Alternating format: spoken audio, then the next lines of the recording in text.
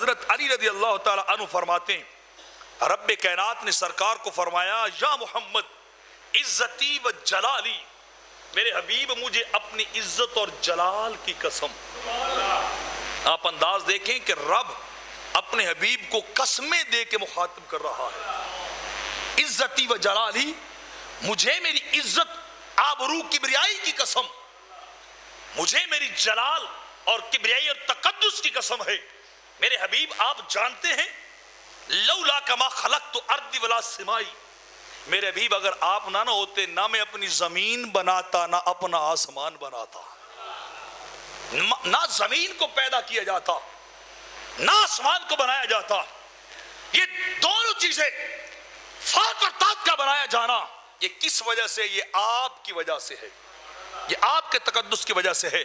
ولا رفعت هذا الخضر ولا بسطت هذا الغبر لولا کہ محمد ما خلقت آدم۔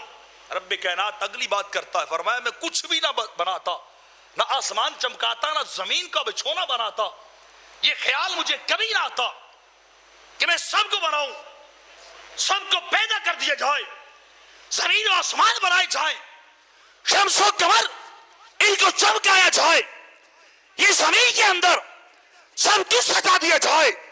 میرے حبیب اس کے سبب اور کچھ بھی نہیں ہے، یہ زمین آسمان کے بنانے کا سبب فقط تیری ذات کو بنایا ہے۔ یہ آسمان کو اتنا اونچا بھی فقط تیرے توسل سے بنایا ہے، زمین کو بچھونا بھی سے تیرے قدموں کے صدقے بنایا ہے۔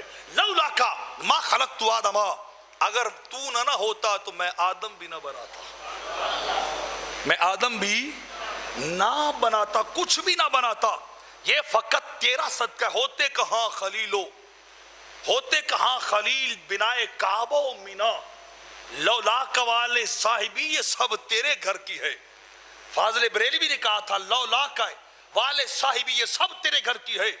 حضور نہ خلیل بنائے جاتے، نہ کوئی صفی بنایا جاتا، نہ کوئی قریب بنتا، نہ کوئی نجیب بن کے آتا، نہ کوئی صفی بن کے آتا۔ یہ ساری کائنات اگر بنائی گئی ہے تو تیرے قدموں کی طفیل بنائی گئی ہے۔ لولاک والے صاحبی یہ سب تیرے گھر کی ہے۔ حضور سب کو جو کچھ ملا ہے، کسی کو حیات ملی ہے، علم ملا ہے، نور ملا ہے، وجود ملا ہے، جو کچھ ملا ہے لولاک والے صاحبی یہ سب تیرے گھر کی ہے۔ حضور آپ کا صدقہ ملا ہے، آپ کا صدقہ سب کو ملتا گیا ہے۔ تو حضرت علی فرمانے رب نے فرمایا مجھے عزت و جلال کی قسم میں کسی کو نہ بناتا اگر آپ کا خیال نہ ہوتا، آپ کا خیال نہ ہوتا تو میں کسی کو بھی نہ بناتا۔